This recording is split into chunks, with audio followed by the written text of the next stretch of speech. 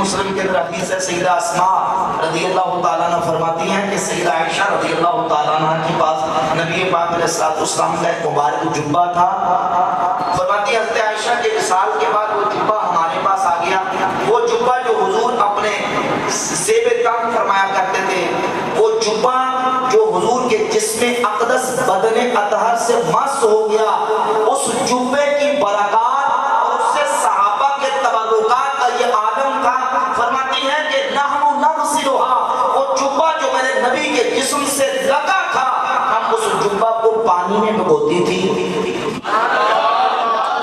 جو پانی باقی بچتا تھا مدینہ کے بیماروں کو ہم پلاتی تھی. اللہ شفا عطا فرما دے. حضور کے جسم پاک کی برکات ایسی متعدی ہیں کہ ایک سے دوسری جگہ سے تیسری جگہ، یعنی وہ جبہ جو کپڑے کا تھا، کپڑا کسی دھاگے سے بنتا، دھاگا کسی روئی سے بنتا ہے، روئی سے دھاگا بنا، دھاگے سے کپڑا بنا، پھر کپڑا کسی نے سیا، وہ حضور کی بارگاہ میں آیا. میرے نبی نے وہ کپڑا اپنے جسم اطہر کے ساتھ لگایا. نبی کے جسم کی برکت اس جبہ میں گئی، جبے سے برکت پانی میں گئی. حضرت اسماء فرماتی ہیں نحن نغسلھا، ہم اس کو دھوتی تھی، جو پانی بچتا تھا مدینہ کے بیماروں کو پلاتی تھی. اللہ شفا عطا فرما دے. امام ابن حبان نے کتاب الثقات میں ذکر فرمایا کہ سیدنا عبداللہ ابن عمر صحابی رسول محب السنہ، میرے کریم آقا علیہ السلام کے صحابی حضرت عبداللہ بن عمر جب حضور کی مسجد شریف مسجد نبوی شریف میں جاتے تو سرکار کے ممبر شریف کے پاس جاتے. ممبر کی جس لکڑی پر اللہ کے حبیب بیٹھا کرتے تھے، عبداللہ بن عمر اس پر کس طرح ہاتھ پھیر دیا، کیونکہ اس لکڑی کو اللہ کے رسول سے نسبت ہو گئی. سبحان اللہ. کیا ہو گئی ہے؟ حضرت امیر معاویہ صحابی رسول رضی اللہ تعالیٰ کے حوالے سے حافظ ابن عبد البر نے الاستیاب میں یہ واقعہ ذکر کیا. حضرت امیر معاویہ کا جس وقت انتقال وصال ہونے لگا تو اپنے خاندان کے گھر کے لوگوں کو جمع کیا اور جمع کر کے کہا کہ یہ کپڑا ہے. ایک موقع پر اللہ کے نبی علیہ السلام قضاء حاجت کے تشریف لے جانے لگے تو سرکار نے یہ کپڑے کا ٹکڑا مجھے عطا کیا تھا، آج کے دن کے لیے یہ کپڑا میں نے سنبھال کے رکھا ہوا. جس وقت میری روح جسم سے نکل جائے یہ کپڑا میرے کفن کے نیچے رکھ دینا. اور یہ حضور کے مبارک بال ہیں، یہ اللہ کے نبی کے مبارک ناخن ہیں. جب میری روح جسم سے نکل جائے تو میرے ہونٹوں اور میرے آنکھوں پر حضور کے بال اور ناخن رکھ دینا اور ایسے قبر میں نے جا دینا. میری بخشش ہوگی تو تبرکات مصطفیٰ کی برکت سے ہوگا. اس طرح نبی پاک علیہ السلام کی ذات اقدس کے ساتھ محبت بارکتی اور حضور کی تعظیم و توقیر کرتے تھے. اور یہاں اس آیت اور ان احادیث سے یہ نتیجہ اور یہ رزلٹ نکلتا ہے کہ قرآن نے جب کہہ دیا نبی کی تعظیم کرو، نبی کی توقیر کرو، تو پھر صحابہ حضور کی تعظیم کے لیے، حضور کی توقیر کے لیے ایک طریقہ پوچھ کے نہیں کرتے تھے حضور یہ کر لے کہ نہ کر لے، اس کی اجازت ہے کہ نہیں ہے. کیونکہ قرآن سے مسئلہ دو طریقے سے ثابت ہوتا ہے. اب مسئلہ ذرا سمجھیے، پوری گفتگو کے بعد خلاصہ نتیجہ اور اہل سنت کا منہج اور فکر، یہ جو میلاد کے جلسے، یہ ریلیاں، یہ جلوس، یہ جتنے ہم میلاد کے موقع پر معمولات کرتے ہیں، ہم سنی سب عظمت مصطفیٰ کے اظہار کے لیے کرتے ہیں. اور یہ منہج صحابہ کا تھا. صحابہ جب حضور کی تعظیم کرتے تھے تو دلیل دو طرح کی ہوتی ہے. ذرا توجہ سے سمجھیے، آپ بات سمجھنے والی ہے. ایک ہوتی ہے دلیل عام اور ایک ہوتی ہے دلیل خاص. دلیل عام کا مطلب ہے کہ قرآن اور حدیث میں کسی چیز کا عام طور پہ ثبوت یا حکم بیان کر دیا گیا، اس کے ایک اس کی جزئی کا، اس کے ایک خاص حصے کا بیان تفصیل کے ساتھ نہیں، حکم عام بیان کر دیا گیا. جب حکم عام ثابت ہو جائے تو اس عام حکم سے اس کے جتنے افراد، اس کی جتنی صورتیں ہیں وہ سب ثابت مانی جاتی ہیں، جب تک کہ کسی خاص صورت سے اللہ اور اس کا رسول منع نہ کر دے. منع جیسے سمجھیے قرآن مجید میں اللہ رب العزت ارشاد فرماتا ہے اجیب دعوت الداعی اذا دعان. میں دعا کرنے والے کی دعا کو قبول فرماتا ہوں جب بھی مجھ سے دعا کرے، جب بھی اذا عموم وقت، عربی کے اعتبار سے اذا عموم وقت کے لیے آتا ہے۔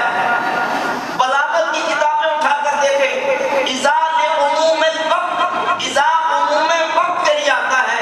اللہ نے وقت کی قید، زمانے کی قید ہٹا کے کہا جب بھی دعا کرے، فجر کے بعد کرے تو قبول ہوتی ہے، ظہر کے بعد کرے تو قبول ہوتی ہے، عصر کے بعد کرے، مغرب کے بعد کرے، عشاء کے بعد کرے، ابابیل کے بعد کرے، چاش کے بعد کرے، تراویح کے بعد کرے، جمعہ کی بات کرے، جنازہ کے بعد کرے، تیجے پہ کرے، ساتویں پہ کرے، 10ویں پہ کرے، 40ویں پہ کرے، ششمائی پہ کرے، برسی پہ کرے۔ اجیب دعوت الداعی اذا دعان، اللہ فرماتا بندے دعا کرنا تیرا کام ہے، تیری دعا کو قبول کرنا رب العالمین۔ اب کوئی کہے کہ یہ جو آپ دعا کرتے ہیں اس دعا کا مثال کے طور پہ آج ہم نے محفل سجائی، جمعہ شریف کا دن ہے، مسجد حنفیہ کے اندر محفل عشاء کی نماز کے بعد، اب محفل کے بعد ہم دعا کریں گے۔ کوئی بندہ کہتا ہے یہ جو آپ نے محفل کے بعد آج خاص تاریخ میں جمعہ کے دن یہ جو آپ محفل سجا کے بیٹھے ہیں، اس محفل کے بعد آپ نے دعا کرنی ہے، اس دعا کا ثبوت پیش کریں، تو ہم خاص طور پہ کسی خاص طریقے کے ساتھ اس دعا کا ثبوت پیش کرنے کے پابند نہیں، کیونکہ قرآن نے کہہ دیا کہ دعا کرو، بندے دعا کرے گا۔ جب بھی بندہ دعا کرتا ہے اللہ بندے کی دعا کو قبول فرما لیتا ہے۔ اب آئے حکم ہے نبی کی تعظیم کرو، نبی کی توقیر کرو، یا اللہ کس طرح کریں، کون سا طریقہ اختیار کریں۔ صحابہ نے قرآن کی آیت سے یہی سمجھا کہ جب تک نبی کی تعظیم کا جو طریقہ آئے گا ہم حضور کی تعظیم کریں گے، توقیر کریں گے، نبی کی ذات اقدس کی تعظیم کرتے چلے جائیں گے، جب تک اللہ کے نبی روک نہیں دیں گے ہم حضور کی تعظیم کے لیے ہر کام کرتے چلے جائیں گے۔ یہ محفلیں عظمت مصطفیٰ کے اظہار کی خاطر ہیں، یہ ریلیاں، یہ جلوس، ہمارے جتنے یہ چراغاں، یہ پرچم، یہ بینر، یہ نعرے، یہ نعتیں، یہ سب نبی کی تعظیم کے اسی مرتبے کے اندر آتے ہیں۔ یہ ہم سب کرتے ہیں تو عظمت مصطفیٰ کے اظہار کی خاطر اپنے نبی کی تعظیم کے لیے کرتے ہیں۔ یہ جو ہم کہتے ہیں آمد مصطفیٰ، نبی کی آمد، بولو ذرا نبی کی آمد، آمد مصطفیٰ کی تعظیم ہے، میرے مصطفیٰ کی عظمت کا اظہار ہے، اعلان ہے۔ ہمارے پاس کوئی خاص دلیل نہ بھی ہو تو قرآن نے کہہ دیا نبی کی تعظیم کرو۔ اب اس کو نبی کی تعظیم کے طریقے سے کوئی نکال کے دکھائے کہ حضور کی تعظیم سے باہر، یہ عظمت مصطفیٰ کے اظہار سے باہر، یہی منہج تھا صحابہ کا، یہی طریقہ تھا صحابہ کا۔ نبی پاک علیہ السلام کے صحابہ حضور کی جب تعظیم کرتے تھے تو اسی طریقے سے، کوئی خاص طریقہ پوچھتے کرتے تھے۔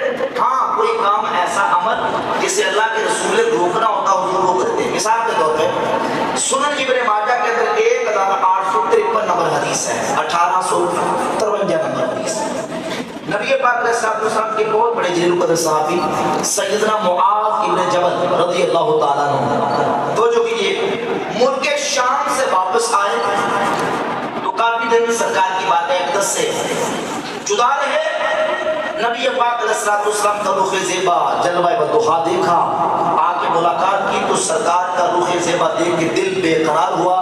آتے ہی معاذ ابن جبل نے اللہ کے نبی کو سجدہ کر دیا۔ کیا کر دیا؟ سجدہ۔ پہلے مسئلہ سمجھ لیں بھائی، سجدے کی دو قسمیں ہیں، ایک ہے سجدہ تعبدی اور ایک ہے سجدہ تعظیمی۔ سجدہ تعبدی کا مطلب ہے کسی کی عبادت کے لیے اس کو سجدہ کرنا۔ یہ طے شدہ بات ہے کہ اللہ کے علاوہ کسی دوسرے کو کوئی شخص اگر عبادت کے لیے سجدہ کرے تو کافر مشرک ہو جاتا ہے، اس کا اسلام کے ساتھ کوئی تعلق یہ ہے سجدہ تعبدی کا ہوتا۔ اور دوسرا سجدہ تعظیمی، یعنی کسی کی تعظیم کے لیے، پوری بات سنیں کیونکہ یہ آدھی بات جو نا وہ سن کے پھر بات میں مسئلہ الجھ جاتا ہے۔ سجدہ تعظیمی، سجدہ تعظیمی کا مطلب ہے کسی کی تعظیم کے لیے، کسی کی رسپیکٹ کے لیے اس کو سجدہ کرنا۔ اس کو خدا نہیں سمجھا، اس کو معبود نہیں سمجھتا، بس اس کو بندہ ہی سمجھتا ہے، اللہ کی مخلوق سمجھتا ہے، لیکن اس کی تعظیم کرتا ہے اس کو خدا کا بندہ سمجھ کے۔ یہ پچھلی امتوں میں جائز رہا۔ جناب آدم علیہ السلام کو فرشتوں نے سجدہ کیا. وَخَرُّوا لَهُ سُجَّدًا سورہ یوسف میں موجود ہے. یوسف علیہ السلام کے بھائیوں نے یوسف علیہ السلام کو سجدہ کیا.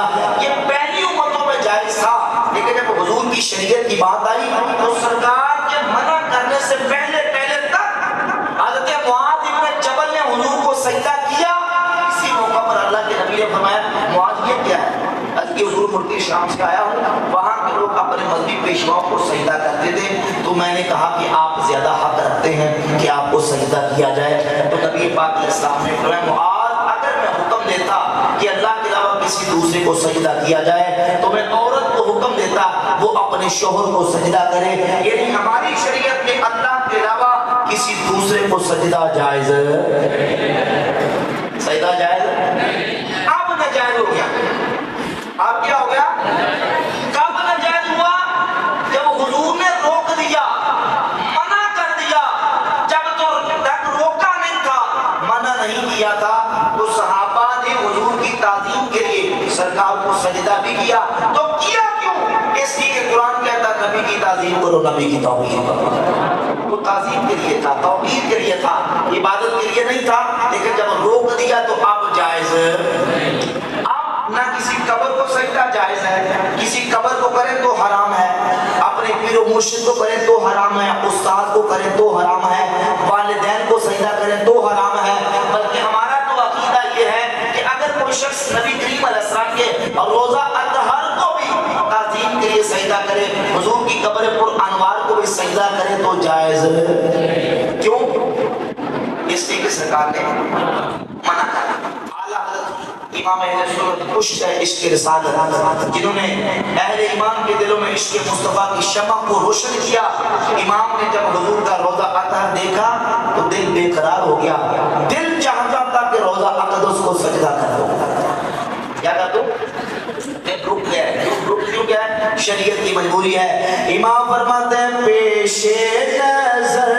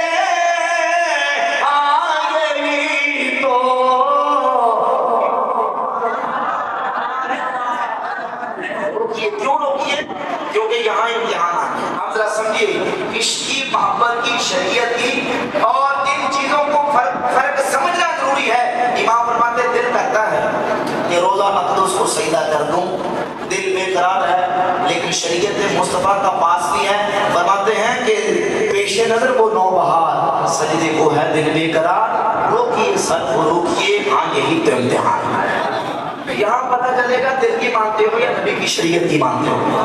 اور عاشق سچا وہی ہوتا ہے جو اپنے دل کے پیچھے، خواہشات کے پیچھے نہیں چلتا، مصطفیٰ کی شریعت کا تابع ہو کے چلتا.